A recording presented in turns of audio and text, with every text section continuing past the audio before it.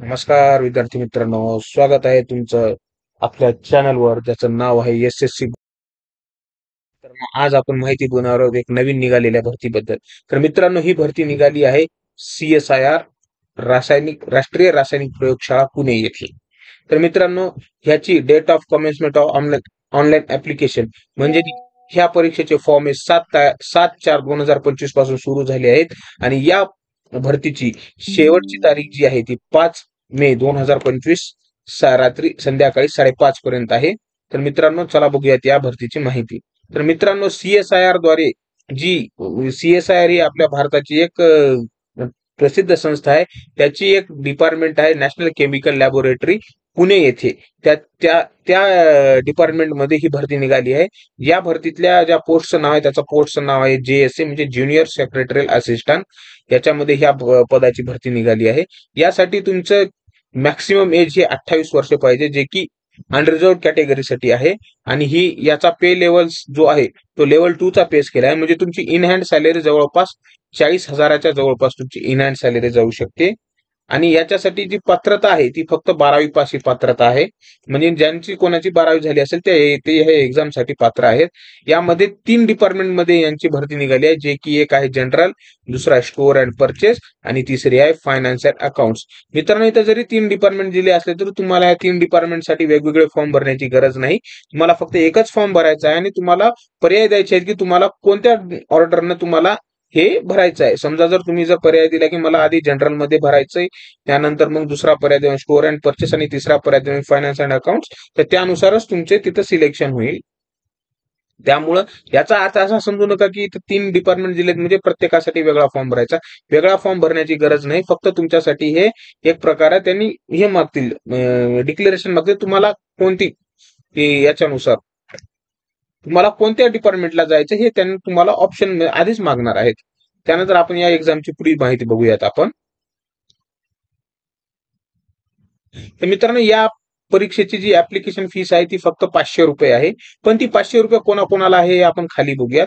ही 500 रुपये फीस फक्त अनरिझर्व्ह OBC आणि EWSच्या फक्त मेल कॅन्डिडेट्सला आहे.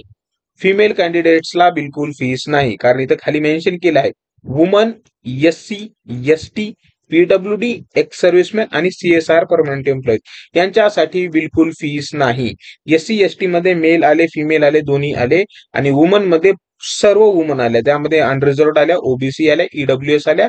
याच्यामध्ये त्यांचा काही असा काही भेदभाव नाहीये. वुमन मध्ये सर्व वुमन आल्या. तर मित्रांनो, इथं दिले आहे आपल्याला एज रिलॅक्सेशन. तर कोणाला किती एज रिलॅक्सेशन आहे? तर मित्रांनो, यासाठी तुमची कमीत कमी एज ही 28 वर्ष पाहिजे आणि इथं मॅक्झिमम एज ही तुमची 28 वर्ष पाहिजे, जी की आहे अनरिझर्व्ड कॅटेगरीसाठी. जर तुम्ही SC किंवा ST कॅटेगरी मधून असाल तर तुम्हाला 5 वर्षाचा एज रिलॅक्सेशन भेटतो. तुम्ही OBC नॉन क्रिमिलियर ह्या गटातून असाल तर तुम्हाला 3 वर्षाचा इथं हे भेटतो.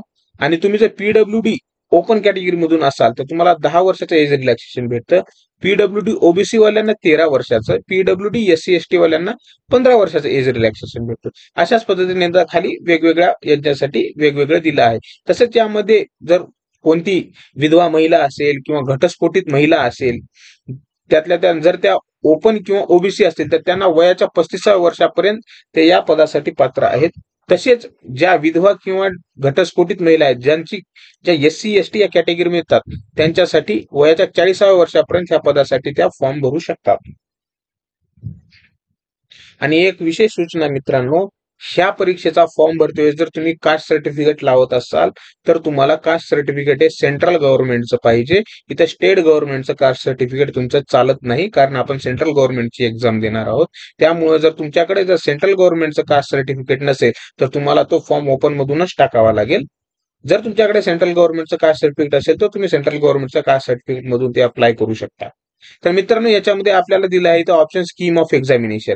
तर यामध्ये तुमची जी एक्झामिनेशन होणार आहे ती पेपर 1 आणि पेपर 2 या 2 याच्यामध्ये होणार आहे. आणि ही पूर्णपणे कम्प्युटर आधारित एक्झाम होणार आहे, कम्प्युटर आधारित MCQ टाइप्स मध्ये.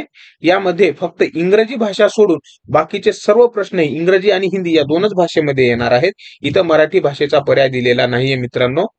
आणि ह्या परीक्षेचा जो स्तर राहणार आहे तो फक्त 12वी वर्गाचा स्तर राहणार आहे. मग 12वीच्या लेवलचा स्तर राहणार आहे.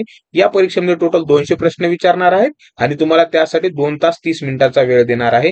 जर कोणी अपंग असेल आणि त्याने जर मदतनीस म्हणून घेतला असेल तर त्यांच्यासाठी 3 तास 20 मिनिटाचा वेळ दिला आहे. तर यामध्ये आता जो पेपर 1 आहे मित्रांनो, त्या पेपर 1 साठी तुम्हाला 90 मिनिटाचा वेळ दिला आहे. त्यामध्ये त्या पेपरचं नाव आहे मेंटल ॲबिलिटी टेस्ट, ज्यामध्ये टोटल 100 क्वेश्चन्स आहेत आणि 200 मार्क्स आहेत. म्हणजे एक प्रश्न तुम्हाला 2 मार्क्सला आहे आणि ह्या पहिल्या पेपरला बिलकुल निगेटिव्ह मार्किंग नाहीये. तर या मेंटल ॲबिलिटी टेस्ट मध्ये नेमकं काय येतं हे इथं आपल्याला खाली त्यांनी स्टार मार्क करून सांगितलेलं आहे. यामध्ये तुमचं general intelligence, quantitative aptitude, reasoning, problem solving, situational judgment, etc हा त्याच्यामध्ये सिलेबस येतो. म्हणजे एकंदरीत आपला मॅथ आणि रिझनिंग ह्या दोन्हीचा याच्यामध्ये कंबाईन आहे. म्हणजे असं समजू शकतो की 50 प्रश्न मॅथवर येतील, 50 प्रश्न रिझनिंगवर येतील, किंवा कमी जास्त काहीतरी 60 प्रश्न रिझनिंग, 40 प्रश्न मॅथमॅटिक्स, अशा पद्धतीने ते हे येईल. आणि आता हा जो तुमचा पेपर 2 आहे त्यासाठी तुम्हाला 1 तासाचा वेळ आहे. यामध्ये तुमचं जे फर्स्ट सेक्शन जो आहे त्यामध्ये तुमचं जीएस जीके आहे. जीएस जीके आहे याच्यासाठी तुम्हाला 50 प्रश्न आहेत आणि 150 मार्क्स आहेत. म्हणजे इथे एक प्रश्न हा 3 मार्क्सला आहे. आणि ह्या याच्यासाठी तुम्हाला 1/3 निगेटिव्ह मार्किंग आहे. म्हणजे जर तुमचा एक प्रश्न चुकला तर तुमचा त्या प्रश्नाचा 1 मार्क मायनस होणार. 3 प्रश्न चुकले तर तुमचे एका प्रश्नाचे पूर्ण मार्क्स मायनस होणार. आणि तसंच इंग्रजी भाषा जी आहे, इंग्रजी भाषेसाठी तुम्हाला 50 प्रश्न आणि 150 मार्क्सचा प्रश्न आहे, 150 मार्क्स आहेत. म्हणजे इथं पण एक प्रश्न 3 मार्क्सला आहे आणि इथं पण तुम्हाला ह्या पण पेपरला तुम्हाला 1/3 ची मार्किंग आहे.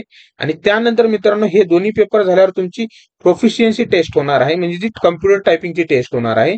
त्यामध्ये त्यांनी सांगितले की तुमची जर इंग्लिश टायपिंग ही 35 शब्द प्रति मिनिट असेल किंवा हिंदी टायपिंग ही 30 शब्द प्रति मिनिट असेल तर तुम्ही या परीक्षेला पात्र असणार आहात.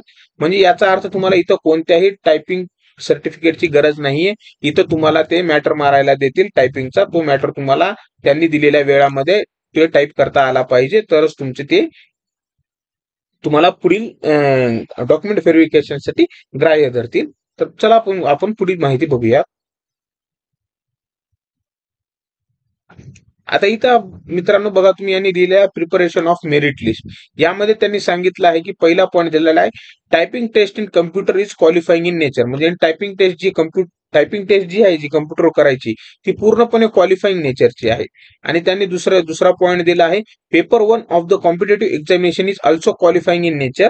The selection committee will fix the minimum cut off marks in paper 1. म्हणजे मित्रांनो यामध्ये जो पेपर 1 जो आहे तो सुद्धा क्वालिफाईंग नेचरचाच आहे. जी सिलेक्शन कमिटी आहे ती त्या पेपर 1 चा minimum cut off marks set करेल.